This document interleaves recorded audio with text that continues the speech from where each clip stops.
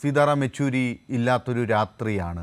ഡൽഹി മാത്രമല്ല, ലോകം തന്നെ ബന്ധങ്ങളുണ്ടായിരുന്ന കമ്മ്യൂണിസ്റ്റ് പാർട്ടികളുടെ മറ്റ് ലോക നേതാക്കളുമായി ഒക്കെ അടുപ്പം പുലർത്തിയിരുന്ന, നമ്മുടെ രാജ്യത്ത് തന്നെ വിവിധ രാഷ്ട്രീയ പാർട്ടികളുമായി ആക്റ്റീവായി വിനിമയം നടത്തിക്കൊണ്ടിരുന്ന ഒരു ഇടത് നായകൻ ആണ്, രാഷ്ട്രീയ നായകനാണ് വിട പറഞ്ഞിരിക്കുന്നത്. ഒരുപക്ഷെ ഒരു പ്രത്യേകത കൂടി ഉള്ളത്, ആക്റ്റീവായി ജനറൽ സെക്രട്ടറി സ്ഥാനത്ത് ഇരിക്കുന്ന സമയത്ത് വിട്ടുപോകുന്ന ഒരു നേതാവ് എന്നുള്ളത്. ഒരുപക്ഷെ CPMൻ്റെ മുൻ ജനറൽ സെക്രട്ടറിമാരുടെ EMSൻ്റെ ആണെങ്കിലും ഹർകൃഷ്ണൻ സിംഗ് സുർജിത്തിൻ്റെ ആണെങ്കിലും ഒക്കെ നിര്യാണവുമായി ബന്ധപ്പെട്ടൊക്കെ നമ്മൾ പല ചർച്ചകളും സ്മരണകളും ഒക്കെ കേട്ടിട്ടുണ്ടെങ്കിലും അതൊക്കെ വൈകാരികമായി തന്നെ ആ കാലഘട്ടങ്ങളൊക്കെ ചർച്ച ചെയ്തിട്ടുണ്ടെങ്കിലും ഇപ്പോഴും അവരെ ഓർക്കുന്നത് ആ വൈകാരിക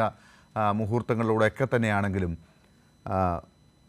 സീതാറാം യെച്ചൂരി ഇപ്പോൾ ഈ സമയത്ത് CPIMൻ്റെ ജനറൽ സെക്രട്ടറിയായി ഇരിക്കവെയാണ് അദ്ദേഹം രോഗബാധിതനായ ആശുപത്രിയിലേക്ക് പോകുന്നത്. പിന്നീട് ഇപ്പോൾ ഇങ്ങനൊരു വിടവാങ്ങലിലേക്ക് പോകുന്നതും അതാണ് പ്രത്യേകത. ആക്റ്റീവായ സീതാറാം യെച്ചൂരി ഈ രാത്രിയിൽ ഇല്ലാതാകുമ്പോൾ ദേശീയ രാഷ്ട്രീയം എങ്ങനെയാണ് നമ്മൾ ഇന്ന് നോക്കുന്നത് എന്നതാണ് ആദ്യ ചോദ്യം. ശ്രീ ലാൽകുമാർ, താങ്കളിലേക്ക്.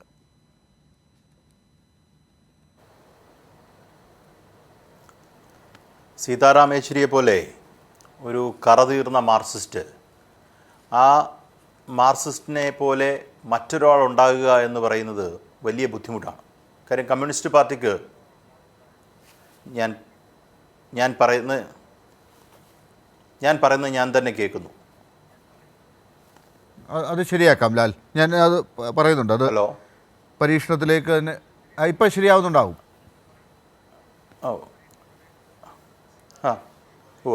അപ്പോൾ ഇവിടെ നോക്കൂ, കമ്മ്യൂണിസ്റ്റ് പാർട്ടിയെ സംബന്ധിച്ചിടത്തോളം കമ്മ്യൂണിസ്റ്റ് പാർട്ടിക്ക് കിട്ടാവുന്ന ഏറ്റവും വലിയ ആഘാതങ്ങളിലൊന്ന് എന്ന് തന്നെ പറയാം. കാര്യം തൊഴിലാളി വർഗ പ്രസ്ഥാനത്തിൻ്റെ ഏറ്റവും സമുന്നതനായ ഇന്ത്യയിലെ നേതാവ് വിട പറഞ്ഞു പോകുന്നത് യഥാർത്ഥത്തിൽ ഒരു രാഷ്ട്രീയക്കാരന് ഒരുപാട് ചെയ്യാൻ ഈ രാജ്യത്തുള്ള സമയത്താണെന്നുള്ളതാണ്. നോക്കൂ, കഴിഞ്ഞ കുറച്ച് കാലങ്ങളായി സീതാറാം യെച്ചൂരിയുടെ പ്രവർത്തനം അതിശക്തമായ ഇന്ത്യൻ രാഷ്ട്രീയത്തിൽ ഇന്ത്യൻ മതനിരപേക്ഷതയെ പിടിച്ചു നിർത്താൻ, അല്ലെങ്കിൽ ഈ പറയുന്ന എല്ലാ മതവിഭാഗത്തിൽപ്പെടുന്ന ആൾക്കാർക്കും ഇവിടെ സമാധാനമായി ജീവിക്കാൻ, ഭരണഘടനയുടെ മൂല്യങ്ങളെ ഉയർത്തിപ്പിടിച്ചുകൊണ്ട് ഒരു ഭരിക്കുന്ന കക്ഷി ഉണ്ടാകത്തക്ക രീതിയിൽ അങ്ങനെ ഒരു ഭരണകക്ഷി ഉണ്ടാകാൻ ഉള്ള വലിയ ശ്രമമാണ് അദ്ദേഹം കഴിഞ്ഞ കുറച്ച് കാലങ്ങളായി നടത്തിക്കൊണ്ടിരുന്നത്. അത് കമ്മ്യൂണിസ്റ്റ് പാർട്ടിയുടെ ബാക്കിങ്ങോടുകൂടിയാണ്. അല്ലാതെ കമ്മ്യൂണിസ്റ്റ് പാർട്ടിയുടെ ബാക്കിംഗ് ഇല്ലാതെ ആ കമ്മ്യൂണിസ്റ്റ് പാർട്ടിയുടെ ജനറൽ സെക്രട്ടറിക്ക് പെരുമാറാൻ കഴിയില്ല. പക്ഷേ അദ്ദേഹത്തിനുണ്ടായിരുന്നൊരു ക്വാളിറ്റി, അത് നമ്മൾ എടുത്തു പറയണം. അദ്ദേഹത്തിന് ശക്തമായി നമുക്ക് കൊടുക്കാൻ പറ്റുന്ന ഒരു ക്വാളിറ്റി, അദ്ദേഹം മറ്റ് പാർട്ടിക്കാരുമായിട്ടുണ്ടായിരുന്ന ഒരു ബന്ധം, അദ്ദേഹത്തിൻ്റെ വളരെ ഫൈൻ റിലേഷൻഷിപ്പ്, അത് കമ്മ്യൂണിസ്റ്റ് പാർട്ടിയെ സഹായിച്ചിട്ടുണ്ട്. തിരിച്ച് ഇന്ത്യൻ മതനിരപേക്ഷതയും സഹായിച്ചിട്ടുണ്ട്.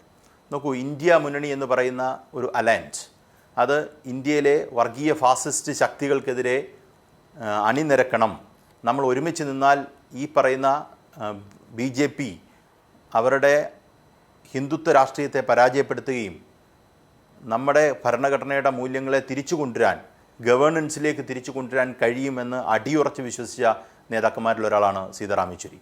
അദ്ദേഹത്തിന് അതിനുവേണ്ടി അക്ഷീണം പ്രവർത്തിച്ചു എന്നുള്ളതാണ്.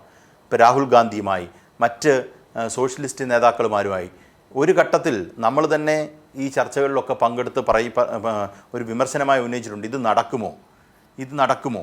ഈ ഇന്ത്യ മുന്നണി എന്ന് പറയുന്നത് യഥാർത്ഥത്തിൽ ഓരോ പാർട്ടികളുടെ ഒരു പോലീസിങ് ആയി മാറുമോ എന്നൊക്കെ നമ്മൾ പലപ്പോഴും ചോദിച്ചിട്ടുണ്ട്. പക്ഷേ ഇതിനെയൊക്കെ മറികടന്ന് എല്ലാവരെയും കോർത്തിണക്കി ഒരു അലയൻസ് കൊണ്ടുവരാനും, മൃഗീയ ഭൂരിപക്ഷത്തിൽ ഭരിച്ചുകൊണ്ടിരുന്ന BJPയെ താഴെ ഇറക്കാനും ഒരു അലയൻസിൻ്റെ സഹായം വരുന്നത് കണ്ടാണ് സീതാറാം യെച്ചൂരി എന്ന നേതാവ് കടന്നു പോകുന്നത് എന്നുള്ളതൊരു ആശ്വാസവുമാണ്. യഥാർത്ഥത്തിൽ ഒരു പോസിറ്റീവ് കണ്ടാണ് അദ്ദേഹം മടങ്ങുന്നത്. അദ്ദേഹത്തിൻ്റെ അക്ഷീണ പ്രവർത്തനത്തിൻ്റെ ഒരു പോസിറ്റീവ്, അല്ലെങ്കിൽ ഒരു റേ ഓഫ് ഹോപ്പ് അദ്ദേഹം കണ്ടിരുന്നു എന്നുള്ളതാണ്. 72 വയസ്സിൽ ഒരു നേതാവ് പോവുകയെന്ന് പറഞ്ഞാൽ വളരെ സിമ്പിളായി അദ്ദേഹത്തിന് 10-15 വർഷം കൂടെ ജീവിച്ചിരിക്കാം ഒരു നേതാവിനെ സംബന്ധിച്ചിടത്തോളം. അത്രയും ആവശ്യം ഈ നാടിന് അദ്ദേഹത്തിൽ നിന്നുണ്ടായിരുന്നു. അദ്ദേഹത്തിൻ്റെ കോൺട്രിബ്യൂഷൻ അത്രത്തോളം വേണ്ട ഒരു സമയത്താണ് കടന്നു പോകുന്നത്. പിന്നെ നമ്മുടെ കയ്യിൽ നിൽക്കുന്ന ഒരു വിഷയമല്ല. ഒരു കാര്യം ഞാൻ ഉറപ്പിച്ച് പറയാം,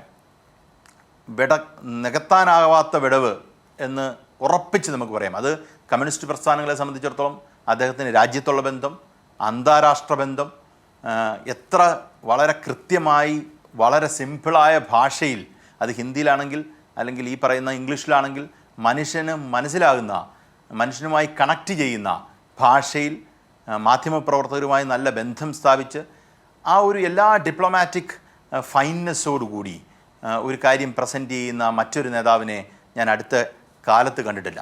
ഒരു കാര്യം കൂടെ പറഞ്ഞ് എൻ്റെ ആദ്യത്തെ സ്ട്രെച്ച് ഞാൻ അവസാനിപ്പിക്കാം. നോക്കൂ, കമ്മ്യൂണിസ്റ്റ് പാർട്ടിയുടെ സമുന്നതനായ നേതാവ് യേച്ചൂരിയുടെ പ്രവർത്തനത്തെക്കുറിച്ച് ഞാൻ സൂചിപ്പിച്ചു ഇന്ത്യ മുന്നണിയുമായി ബന്ധപ്പെട്ട്. യഥാർത്ഥത്തിൽ കമ്മ്യൂണിസ്റ്റ് പാർട്ടിക്ക് അതിൻ്റെ റിസൾട്ട് പൂർണ്ണമായി കിട്ടിയോ എന്ന് ചോദിച്ചാൽ ഇല്ല. യഥാർത്ഥത്തിൽ പാർലമെൻറ്റിലെ നമ്പേഴ്സ് വളരെ കുറവാണ് CPIMൻ്റെ. പക്ഷേ എന്നിരുന്നാലും ആ മതനിരപേക്ഷത എന്ന അടിയുറച്ച ആശയത്തിൽ നിൽക്കുന്ന കമ്മ്യൂണിസ്റ്റ് പാർട്ടിയെ സംബന്ധിച്ചിടത്തോളം ആ